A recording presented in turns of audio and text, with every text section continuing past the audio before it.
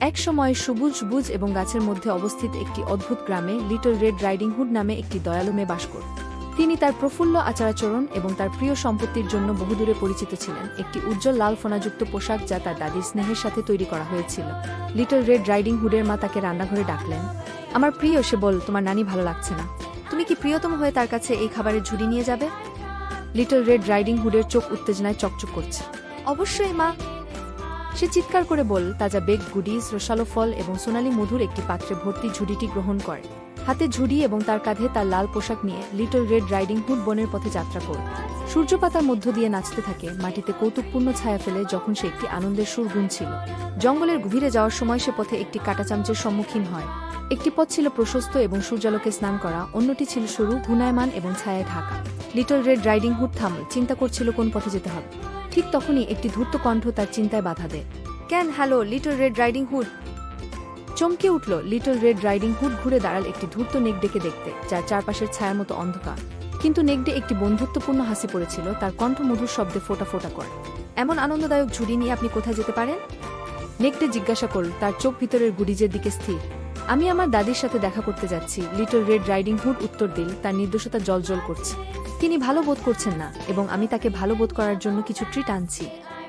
Little red riding হুডের মা তাকে রান্নাঘরে ডাকলেন। প্রেসি, সে একটি উষ্ণ হাসি দিয়ে বল, তোমার দাদির ভালো লাগছে না। তুমি কি প্রিয় হয়ে তাকে এই গুড়ির ঝুড়ি নিয়ে যাবে? এটা অবশ্যই তার মুখে হাসি আনবে।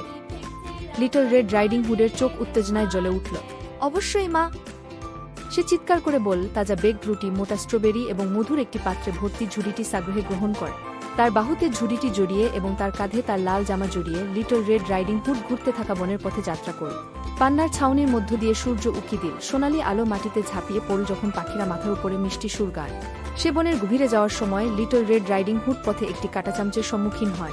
একটি ট্রেইল সোজা সামনে নিয়ে গেছে, উষ্ণ সূর্যের আলোতে স্নান করেছে, অন্যটি বনের শীতল ছায়ায় অদৃশ্য হয়ে গেছে। লিটল রেড রাইডিং হুড থেমে গেল, ভাবছে কোন পথে যাওয়া যায়। ঠিক তখনই একটা দুষ্ট কণ্ঠ বনের প্রশান্তি ভেঙে দিল। ভালো ভালো ভালো, আমরা এখানে কি আছে? চমকে উঠল লিটল রেড রাইডিং হুড, চকচকে চোখসহ একটি ধূর্ত নেকড়ে দেখতে পেল, তার পশম গভীর রাতের মতো অন্ধকার। কিন্তু নেকড়ে একটি বন্ধুত্বপূর্ণ হাসি পড়েছিল, তার জিহ্বা আপাতদৃষ্টিতে বন্ধুত্বপূর্ণ ভঙ্গিতে বেরিয়েছিল। Hello mister Wolf, little red riding hood বিনয়ের সাথে অভ্যর্থনা জানাল, যদিও তার কণ্ঠে সতর্কতার ইঙ্গিত ছিল। নেকড়ের হাসি চওড়া হয়ে গেল, সূর্যের আলোতে তীক্ষ্ণ দাঁত চকচক করছে। এবং আপনি কোথায় যেতে পারেন ছোট একজন এত আনন্দদায়ক ঝুড়ি নিয়ে? তিনি ক্ষুধার্তভাবে গুড়ির দিকে তাকিয়ে জিজ্ঞাসা করলেন। হুডের মা তাকে ডাকলেন। আমার প্রিয়, আপনি কি দয়া করে এই গুডিজের ঝুড়িটি আপনার দাদির কাছে নিয়ে যাবেন? তিনি আবহাওয়ার নিচে কিছুটা অনুভব করছেন এবং এই খাবারগুলি অবশ্যই তার দিনকে উজ্জ্বল করবে। লিটল রেড রাইডিং হুড উত্তেজনায় উদ্ভাসিত। অবশ্যই মা, আমি এখনই যাব। তাজা সেকানো রুটির ঝুড়ি, রসালো আপেল এবং মধুর একটি জার তার বাহুতে নিরাপদে আটকে রেখে লিটল রেড রাইডিং হুড আনন্দের সুর গুনগুন করে বনের পথে চলে গেল। পাখির কিচিরমিচির, ঝোরঝোর করে পাতার কলরব এবং মাঝে মাঝে বনভূমির প্রাণীদের ঝাঁকুনিতে বনটি জীবন্ত ছিল। আমি আমার দাদির সাথে দেখা করতে যাচ্ছি, লিটল রেড রাইডিং হুড উত্তর দিল, তার নির্দোষতা জলজল করছে। তিনি অসুস্থ বোধ করছেন, তাই আমি তাকে উৎসাহিত করার জন্য কিছু ট্রিট আনছি। নেকড়ের চোখ দুষ্টুমিতে জল করে যখন সে একটি দুষ্ট পরিকল্পনা তৈরি করেছিল। আহ, তুমি কতটা চিন্তাশীল। কিন্তু আমার প্রিয়, জঙ্গলের মধ্য দিয়ে পথটি অনেক দ্রুত। তুমি কেন সেই পথ ধরছ না? তোমার ঠাকুমা নিশ্চয়ই তোমার দ্রুত আগমনের প্রশংসা করবে। হুডের মা তাকে রান্নাঘরে ডাকলেন। লিটল রেড, সে বল, তোমার দাদির ভালো লাগছে না। তুমি কি প্রিয় হয়ে তার কাছে এই গুডিজ নিয়ে যাবে?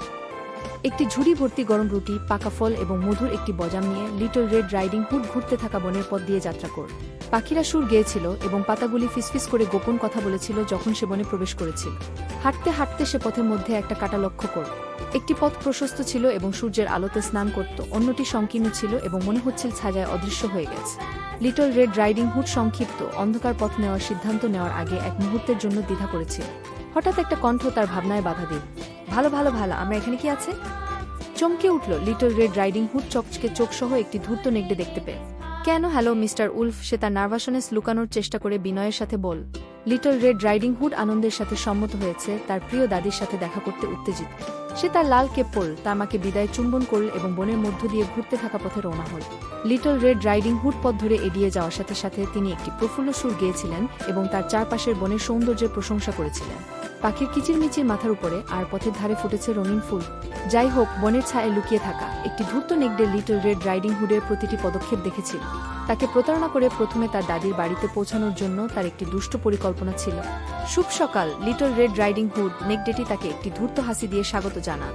আপনি আজ কোথা যাচ্ছেন? আমি আমার দাদির সাথে দেখা করতে যাচ্ছি, লিটল রেড রাইডিং হুড উত্তর দিল। নেকডেটির আসল উদ্দেশ্য সম্পর্কে অজানা। তিনি ভালো বোধ করছেন না, তাই আমি তাকে এই গুডিজের ঝুড়ি নিয়ে যাচ্ছি। নেকডের চোখ দুষ্টুমিতে জল জল করে যখন সে একটি বিভ্রান্তিকর পরিকল্পনার কথা ভাবছিল। কি চিন্তাশীল নাতনি তুমি! কিন্তু তুমি কি তোমার ঠাকুরমার বাড়ি যাওয়ার দ্রুততম পথ জানো? কেন তুমি অন্ধকার জঙ্গলের মধ্য দিয়ে পথ ধরছ না? এটা অনেক ছোট। নেকডের কথায় আস্থা রেখে লিটল রেড রাইডিং হুড তার পরামর্শ অনুসরণ করে অন্ধকার জঙ্গলে চলে গেল। তার অজান্তে নেকডেটি তার আগে নানির বাড়িতে পৌঁছানোর জন্য উদ্গ্রীব হয়ে একটি ভিন্ন পথ নিয়েছিল।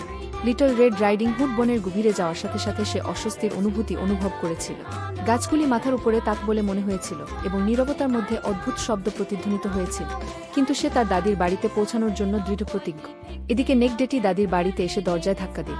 দাদি উত্তর দিলে তিনি দ্রুত তার কণ্ঠস্বর ছদ্মবেশে লিটল রেড রাইডিং হুডের মতো শোনালেন। ঠাকুমা, এটা আমি লিটল রেড রাইডিং হুড। নেকডে বল, উত্তেজনায় তার কণ্ঠ কাঁপছে। আপনাকে ভালো বোধ করার জন্য আমি আপনার জন্য কিছু জিনিস এনেছি। সন্দেহাতীত দিদিমা নেকডেটিকে ভিতরে যেতে দিয়েছিলেন এবং তিনি তাকে একটি বড় ঝাঁকুনিতে ঝাঁপিয়ে পড়তে সময় নষ্ট করেননি। তারপর তিনি তার নাইট গাউন এবং ক্যাপ পরলেন এবং তার বিছানায় আরোহণ করলেন। লিটল রেড রাইডিং হুড আসার জন্য অপেক্ষা করলেন। কিছুক্ষণ আগে লিটল রেড রাইডিং হুড তার নানির বাড়িতে পৌঁছে দরজায় টোকা দিল। দাদি, এটা আমি লিটল রেড রাইডিং হুড, সে ডাক দিল। ভেতরে এসো আমার প্রিয়। নেকডে উত্তর দিল, দাদির কণ্ঠ নকল করার চেষ্টা করছে। লিটল রেড রাইডিং হুড ঘরে ঢুকে বিছানার কাছে গেল, কিন্তু কাছে যেতেই সে তার দাদির সম্পর্কে অদ্ভুত কিছু লক্ষ্য করল। কেন দাদি, তোমার কত বড় কান! লিটল রেড রাইডিং হুড বলে উঠল। আমার প্রিয়, আপনার সাথে শুনতে আরও ভালো। নেকডেটি তার আসল পরিচয় গোপন করার চেষ্টা করে জবাব দিল। আর দাদি, তোমার চোখ কত বড়! লিটল রেড রাইডিং হুড বলেন, মিনিটে আরও সন্দেহজনক হচ্ছে। প্রিয় প্রিয়, তোমার সাথে দেখা হলে আরও ভালো হয়। নেকডে উত্তর দিল, তার ক্ষুধা প্রতি মুহূর্তে বাড়ছে। অবশেষে লিটল রেড রাইডিং হুড আবছা আলোতে নেকডের তীক্ষ্ণ দাঁত জ্বলছে লক্ষ্য করল। বিপদ বুঝতে পেরে তিনি সাহায্যের জন্য চিৎকার করলেন। লিটল রেড রাইডিং হুডের চোখ উত্তেজনায় চকচক করছে। হ্যাঁ মা, আমি নিশ্চিত করব ঠাকুরমার ভালো লাগছে। একটি ঝুড়ি ভর্তি গরম রুটি, পাকা ফল এবং মধুর একটি বজাম নিয়ে লিটল রেড রাইডিং হুড ঘুরতে থাকা বনের পথ দিয়ে যাত্রা করল। পাখিরা সুর গেয়েছিল এবং পাতাগুলি ফিসফিস করে গোপন কথা বলেছিল যখন সে বনে প্রবেশ করেছিল। হাঁটতে হাঁটতে সে পথের মধ্যে একটা কাটা লক্ষ্য করল। একটি পথ প্রশস্ত ছিল এবং সূর্যের আলোতে স্নান করা হয়েছিল, অন্যটি সংকীর্ণ ছিল এবং মনে হচ্ছিল ছায়ায় অদৃশ্য হয়ে গেছে। সামান্য